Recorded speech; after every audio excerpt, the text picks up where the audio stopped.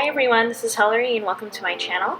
Today I'm going to be sharing with you my opening spread for 2019. As a lot of people always ask me what kind of materials I use for my spreads, I'm going to do my very best to share that with you today. So first thing I'm going to do is go through the materials that I use for pretty much all of my spreads. First up are the Saccharomicrons. I do all of my detail work and line drawings with the 01. And we'll use the 05 for any thicker lines or borders. I love making gold accents on my spreads, like for stars or geometric lines, and this Uniball Signo gold pen is my absolute favorite. So I'm actually super embarrassed to show you guys this. This is my custom watercolor palette that I have been using. It is actually really dirty. It was actually even dirtier than this, but I cleaned it just to show you guys. But this is what I've been using since I started watercoloring last year, back in June of 2018. And it's mostly made of Reeves and Winsor & Newton watercolor tubes that I just filled into the pans. This next one is the Finetec Calero Gold palette. I absolutely love this. You can tell that that second gold, or like I guess the first gold shade, is a little more loved. That's like my favorite one. It's a nice like champagne-y gold. So this next one is a set of student grade watercolors that I just bought on Amazon for about 20 bucks.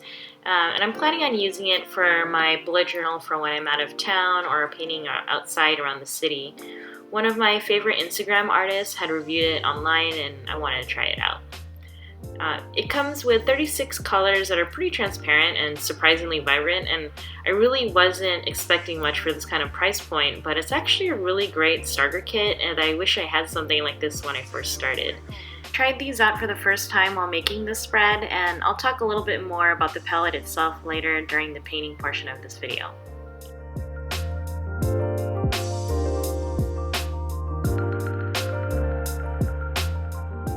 After doing the initial sketching, I'll go ahead and start outlining all of the flowers with a 01 Saccharomicron.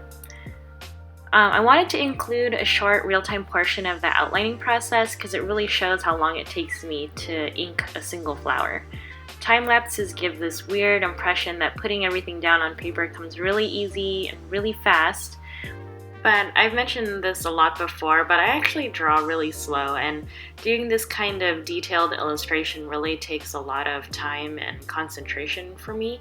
So doing this whole inking and shading portion probably took me at least an hour or two to do. This is also my first time drawing this style of flowers. I was really inspired by this Instagram artist. She's actually a tattoo artist named Zua Tattooer. I love her florals, and I just really wanted to draw something in her style. She's actually a really famous tattoo artist on Instagram, and if you aren't familiar with her work, I really recommend checking out her account. I'll go ahead and link that in the caption for this video. But she has beautiful floral tattoos, and they're just gorgeous and feminine, and I would love to get her artwork tattooed on my skin. It is absolutely fantastic.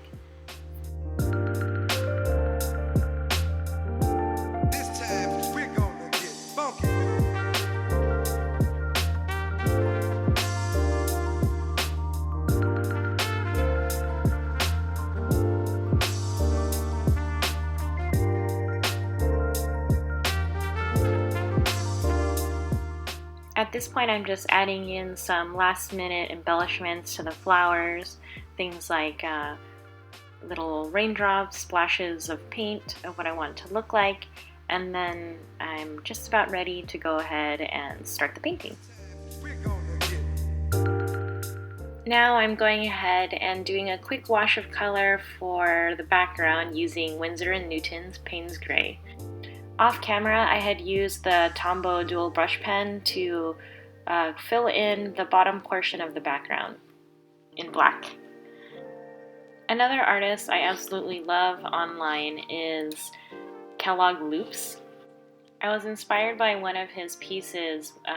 He has these gold abstract triangles flying around in the foreground, and I really thought it would look beautiful for this January spread. With the background done, I was really excited to try out this new set of watercolors and wanted to go for a bright, bold look for the new year instead of the normal muted palette that I like to paint with. I typically like to paint my flowers in the same way that I shade them when I'm inking.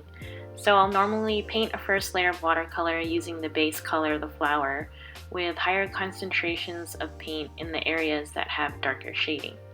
So I will use more paint at the base of the petals and then dilute out the color by using more water at the tips. I always like to shade my paintings with Payne's Gray instead of black because I feel that black is oftentimes too harsh looking and that the grayish blue gives like a nice cooler feel. I was actually feeling like the flowers might have been too bright at this point, so I decided to paint a second and third layer of watercolor using a soft pink to tone down the orange and purple, and then filled in the white parts of the flower with this as well.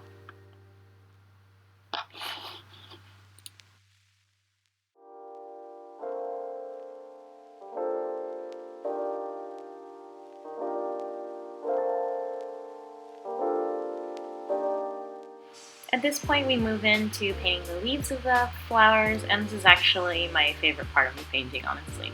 I know that people tend to like my flowers, but actually I really like the leaves. Kind of funny. Just to add some variation color, I had used the same paint palette that I had mentioned before, but I went ahead and used about 3 different types of green. Somehow we're wrapping up towards the end, but the last thing I'm doing here is using that Coliro Finetech palette to color in the compass. Thank you guys for checking out my video. I really hope you liked it. And if you did, go ahead and subscribe and check out some of my older videos. Alright, bye!